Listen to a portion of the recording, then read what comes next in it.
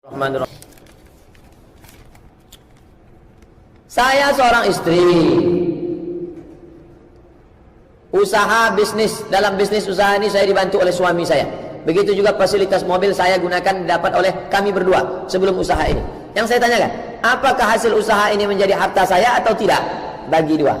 Tergantung dulu kontrak ibu dengan bapak gimana. Bang, engkau memang suamiku, tapi dalam kasus usaha kita ini kau sebagai anak buahku sebenarnya. Pembagian kita 30-70. Harus jelas pembagiannya. Harus jelas. Kalau tidak nanti kacau. Ini namanya musyarakah, berkongsi. Dua, apakah saya berdosa hasil usaha ini dalam hasil usaha ini dalam mengambilnya hanya tidak izin dia. Dalam usaha ini ibu dengan bapak itu bukan antara suami istri, tapi antara dua orang yang berkongsi. Maka milik ibu, tanah-tanah ibu, kebun di atasnya sawit punya ibu. Maka ibu berhak untuk menggunakannya untuk apapun. Kalaupun izin suami, itu izin bukan izin penggunaan hak, hanya sopan santun, tata krama, ketimuran. Gak enak kalau suami. Suami pun jangan GR. Bang, ini hasil sawit bulan ini kupakai untuk ini, pakailah. Karena dia bukan minta izin ke bapak, hanya ngomong sebagai kulunun saja. Harus dipahami dengan baik. Jangan sebagai seorang lelaki begitu menikah, istriku, semua surat tanahmu, semua surat mobilmu, semua kebun sawitmu, surat-surat emasmu, itu untukku semua. Karena surgamu di bawah tapak kakiku. Pembodohan. Apakah utang yang ditimbulkan dari usaha ini suami saya harus ikut bertanggung jawab? Sebab dalam pengeluaran uang membantu keluarga di kampung saya tidak minta izin kepada suami. Maka usaha yang dibangun bersama, dimusyawarahkan bersama, pembagian hasilnya harus jelas. Karena banyak suami istri yang membangun bersama tidak jelas, maka dibantu dengan hukum kompilasi hukum Islam yang disebut dengan gonogini. Pencarian bersama selama nikah akan dibagi 50-50. Kalau tak selesai di musyawarah, selesai pengadilan. Pengadilan menyelesaikan masalah. Dulu orang tua saya kalau sujud solat, rambut menutup kening, dapat membatalkan solat. Betul tak Pak Ustaz? Kalau ada rambut di kening, membatalkan solat. Kenapa solatnya jadi batal? Kalau perempuan karena rambutnya keluar, rambut aurat, maka rambut tutup. Batalkah solat kalau Ustaz sujud tak menempel kening? Ini bukan masalah tak sah tak sah, tapi afdal tak afdal. Bolehkah kain menutupi kening? Boleh, tapi tak afdal. Mana dalilnya? Sahabat Nabi salat di gurun pasir panas, diambilnya ujung jubahnya menutupi keningnya. Itu dalil pakaian di badan boleh menutupi kening, tapi tak afdal. Ustaz sendiri, saya kalau mau salat saya naikkan ke atas. Afdal tak afdal? Sah tapi tak afdal. Tapi kalau mau sah dan afdal, kening tempelkan. Saya pilih yang afdal. Kalau suami istri sekedar maaf cakap bercumbu, kalau mau sholat, apakah harus mandi junub atau cukup? Orang baru mandi junub kalau maaf cakap dia berhubungan kelamin. Berhubungan kelamin baru dia mandi junub. Atau maaf cakap keluar sperma baru dia mandi junub. Kalau tidak, maka dia tidak mandi. Hanya berwuduk saja. Nafsu hanya berwuduk saja. Maaf cakap keluar sperma atau berhubungan kelamin, maka dia mesti mandi wajib. Apakah orang berzina maksiat 40 hari tak diterima ibadahnya? Tak ada dalil. Lalu yang 40 hari itu Pak Ustaz, man atakahinan, siapa yang datang ke dukun, tasaddaqahu bima yaqul, percaya dia pada ucapan dukun itu, falam tuqbal lahu salatun 40 lailah 40 yawman, tak diterima salatnya 40 hari 40 malam. Adapun zina, maka orang yang berzina itu imannya tanggal, lebih hebat daripada sekedar salat tak diterima. La yaz, hadis riwayat Abdullah bin Abbas, la yazni zani hina yazni wa huwa mu'min. Ketika orang itu berzina, maka imannya lepas. Datang muridnya Ikrimah bertanya, ayunzahul iman, bagaimana iman lepas? Wa syabbaka baina asabi'ihi, hakadha yunza'ul iman, begini imannya lepas. Orang yang berzina itu imannya lepas. Mati dia tak sempat mandi wajib, mati kafir, neraka jahanam tempatnya. La taqrabuz zina, jangan kau dekati zina. Innahu kana fahishatan wa sa'a sabila, karena zina adalah perbuatan seburuk-buruk perbuatan. Ustaz, jika seorang pemimpin, baik pemimpin negara atau pemimpin rumah tangga, tak mau menerima nasihat dari siapapun, merasa dirinya paling benar, apakah dia termasuk orang yang sombong? Batarul haq. Orang yang sombong itu siapa ya Rasulullah? Orang yang ramah, sopan, jumpa sama ustaz tapi tak mau menerima kebenaran, itulah orang yang sombong. Sombong bukan orang yang mendongakkan kepalanya. Sombong adalah batarul haq, orang yang menolak kebenaran, itulah orang sombong. Suami walaupun rajin sholat tapi tak mau menerima kebenaran, al-haqqu dhalatul mu'min, kebenaran itu milik orang beriman. Aina wajadaha fa huwa ahqqu biha, di mana saja dia dapat, dia berhak untuk mengambilnya. Apa hukum ustaz wanita haid masuk masjid? Sudah saya jawab. Apa benar Pak Ustaz Allah cinta memakai telekung warna putih?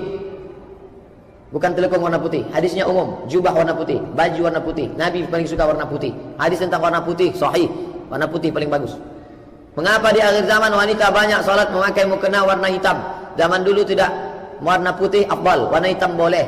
Kenapa warna hitam? Tergantung masalah panas. Karena dengan warna hitam itu katanya bagus tempat yang panas. Warna hitam pula untuk tidak menampakkan hawa nafsu. Karena warna-warna lain boleh jadi laki menengoknya warna-warni. Kalau hitam nafsunya teredam. Makanya di Mesir, di Arab Saudi perempuan pakai warna hitam. Bagus yang pakai warna hitam, tak ada salah. Yang tak boleh itu disengaja pakai warna hitam untuk kematian. Itu tradisi orang kafir. Man tashabbaha biqaumin fa huwa minhum. Tapi yang biasa pakai hitam, ketika ada orang meninggal dipakainya hitam, tak masalah. Karena kebetulan, bukan dia sengaja menggunakan hitam. Apa benar Pak Ustaz anak kita masuk polisi SPBN membayar gaji yang diterimanya haram? Sudah saya jawab. Tengok jenis yang mana, A apa B. Apa hukumnya Pak Ustaz bekerja di bank konvensional, gajinya haram, menyimpan uang di bank tersebut? Orang yang bekerja di bank maka gajinya haram, maka dia harus keluar. Tapi kalau dia tidak sanggup keluar, kata Syekh Yusuf Al-Qardawi, maka dia boleh selama darurat, sebulan, 2 bulan, 3 bulan, habis itu dia cabut. Bagaimana kalau orang menabung dapat bunga? Bunganya itu tak boleh dia ambil. Kalaupun mau dia ambil, serahkan ke lembaga yang dinikmati orang banyak, namanya masalih ammah, fakir miskin, anak yatim, orang susah.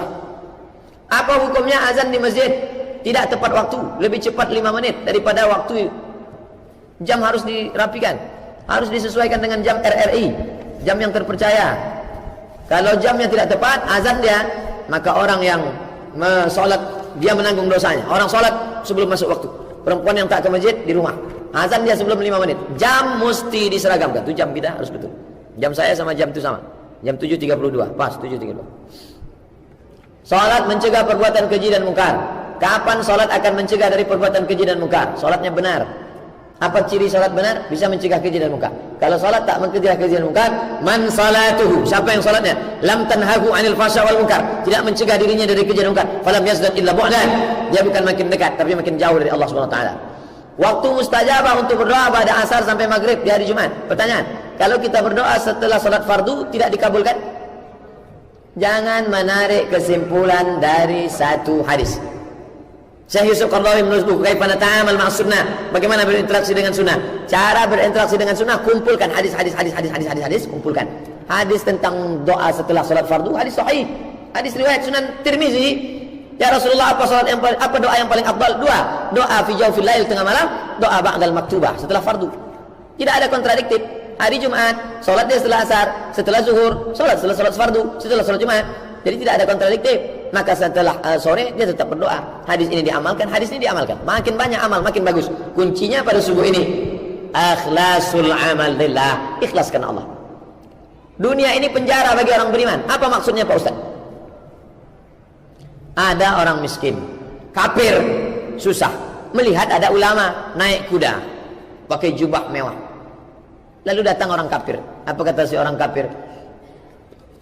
Tuan Syekh, engkau naik kuda mewah, pakai jubah bagus. Sedangkan dalam hadis Nabimu, ad-dunya sijnul mu'min. Dunia ini penjara bagi orang beriman. Kenapa engkau pakai kendaraan mewah, padahal dunia ini kan penjara? Apa kata ulama itu menjawab? Aku penjaranya aja semewah ini, apalagi di akhirat nanti. Jadi kalau ada bapak pakai mobil mewah, tiba-tiba datang orang, Pak, bapak pakai mobil mewah mahal. Dunia ini kan penjara. Aku dalam penjaranya aja seenak ini, apalagi di akhirat nanti. Ente neraka dunia aja begini, apalagi di akhirat nanti. Jadi yang dimaksud dengan dunia penjaranya bagi orang beriman, dia seolah-olah terkurung di dunia ini karena ada nikmat yang lebih besar.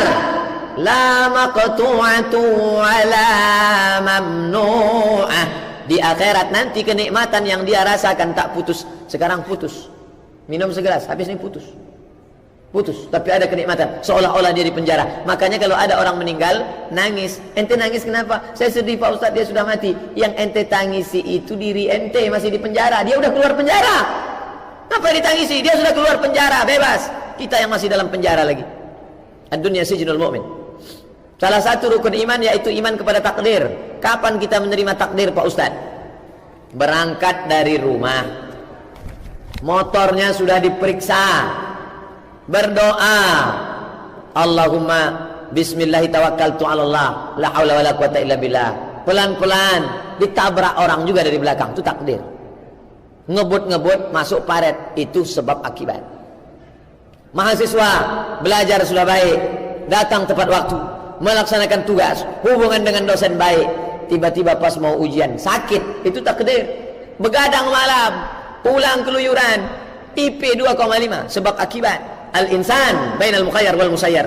Manusia ada saatnya memilih, tapi ada saatnya dipilih. Saya jadi orang Melayu, saya tak pernah milih. Saya dipilihkan Allah. Bapak jadi orang Minangkabau, bapak tak pernah milih, dipilihkan Allah. Tapi menjadi orang beriman, pilihan. Ustaz Felix Xiao menjadi Cina, itu dia tak milih, dipilihkan Allah. Tapi menjadi orang beriman, dia milih. 9 jam dia berdebat sampai akhirnya. Ustaz Nababan jadi orang Batak Tapanuli Utara, dia tak pernah milih. Tak boleh kita jadi orang hebat, tak boleh. Karena dia tak pernah milih. Tapi menjadi orang beriman atau jadi orang kafir, pilihan. Bedakan kapan dia memilih, kapan dia dipilihkan oleh Allah Subhanahu wa taala. Apa hukumnya bagi orang yang puasa Senin Kamis atau Ramadan, orang tersebut terkena asma. Ketika asma dia menyemprotkan, batalkah puasanya? Tidak batal. Di mana bisa dilihat fatwanya? Dalam fatwa Syekh Ibnu Utsaimin. Syekh, apakah hukum menyemprotkan, kata Syekh Ibnu Utsaimin, ulama Saudi Arabia? Tak batal. Kenapa? Karena dia tidak masuk ke lambung. Dia hanya sekedar melancarkan THT, telinga hidung tenggorokan. Telinga hidung tenggorokan. Tak batal. Oh, kalau itu tak batal, berarti rokok tak batal lah Pak Ustaz. Tak bisa kiasnya ke situ, karena rokok itu lain. Rokok bukan sekadar, rokok itu haram, bukan sekadar tak batal. Fatwa Saudi Arabia, fatwa MUI, rokok haram bagi ibu hamil, bagi orang sakit, bagi orang sehat makruh. Apa hukumnya memberikan nafkah kepada anak yang dihasilkan dari hasil luar zina, luar nikah? Maaf cakap, ada laki-laki berzina dengan perempuan, habis itu dinikahinya perempuan, punya anak. Apakah anak itu anak dia? Tidak. Wajib dia nafkahi? Tidak.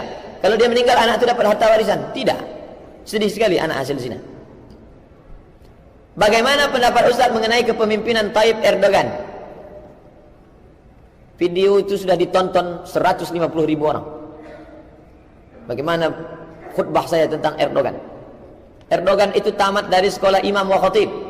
Orang yang berani menaikkan kaki kirinya ke wajah Simon Peres dengan menunjuk, ya qatilal abriya, hei pembunuh anak-anak, ente beraninya sama anak-anak Palestina aja. Bagaimana pendapat Ustaz tentang mimpi ulama Ahlussunnah yang beredar di internet tentang ulama tersebut bertemu Rasulullah, bahwa umat Indonesia menjadi pejuang di Palestina? Bisa jadi, bisa jadi ilham dari Allah Ta'ala supaya orang Islam menolong Palestina. Bisa jadi, man ra'ani fil manam faqad ra'ani fa innal syaitan la yatamatsalu bi. Siapa yang melihat aku dalam mimpinya, maka sesungguhnya dia sudah melihat aku, karena setan tak bisa menyerupai aku. Bagaimana menciptakan negeri yang khas Islam? Apakah wajib Pak Ustaz? Baldatun thayyibatun rabbun ghafur. Wajib ditegakkan syariat Allah di atas muka bumi Allah Subhanahu wa taala. Kalau tak sanggup mendirikan negeri Islami, paling tidak bernilai-nilai Islami. Perda syariah. Perda syariah, Satpol PP syariah. Perda syariah tak boleh perempuan duduk ngangkang. Perda syariah ada polisi menangkap orang pacaran. Perda syariah. Siapa yang membuat perda syariah? Anggota legislatif, DPR. Siapa yang angkat DPR? Kita yang milih. Maka kita memberikan suara, pilihlah orang yang layak untuk dipilih. Bagaimana hukum guru berjabat tangan dengan muridnya yang sudah dewasa? Tak boleh. Datang mahasiswi, pertemuan ke-16, Ustaz Somad, mohon maaf ya Pak, silap salah kami. Kan murid saya itu Pak Ustaz, saya tak bernafsu nengok dia. Siapa bilang nengok murid tak bernafsu? Banyak dosen nikah sama murid. Saya tak bernafsu nengok perempuan Pak Ustaz, nengok laki-laki baru bernafsu. Sakit itu, homo. Bagaimana hukum perempuan nikah dalam keadaan hamil? Perempuan yang hamil dalam keadaan nikah, perempuan yang nikah dalam keadaan hamil, nikahnya sah. 4 mazhab sepakat, Hanafi, Maliki, Syafi'i, Hambali, sah. Buka kitab Al-Fiqhul Islami wa Adillatuh. Yang jadi masalah setelah anak itu lahir, tidak boleh pakai bin bapaknya. Yang kedua, anak itu kalau mati bapaknya tak dapat harta warisan. Yang ketiga, kalau anak itu laki-laki, dia tidak bisa jadi wali bagi adiknya yang perempuan. Tak bisa dia jadi wali karena dia saudara seibu, bukan saudara seayah. Yang keempat, kalau anak itu perempuan, maka walinya fasultan waliyun man la waliyalaha. Walinya mesti wali hakim, dia tak bisa jadi wali. Kalau dinikahkannya, nikahnya batal. La nikaha illa bi waliyyin wa syahidain 'adilin. Tidak sah nikah kecuali dengan wali dan 2 orang saksi yang adil. Apakah ada anjuran untuk mengusap muka setelah salat? Tak ada. Setelah salat tak ada. Setelah doa ada. Hadis riwayat Tirmizi. Setelah salat, setelah doa. Adapun orang yang setelah salam itu dia mengusap wajah, dia berdalil dengan itu.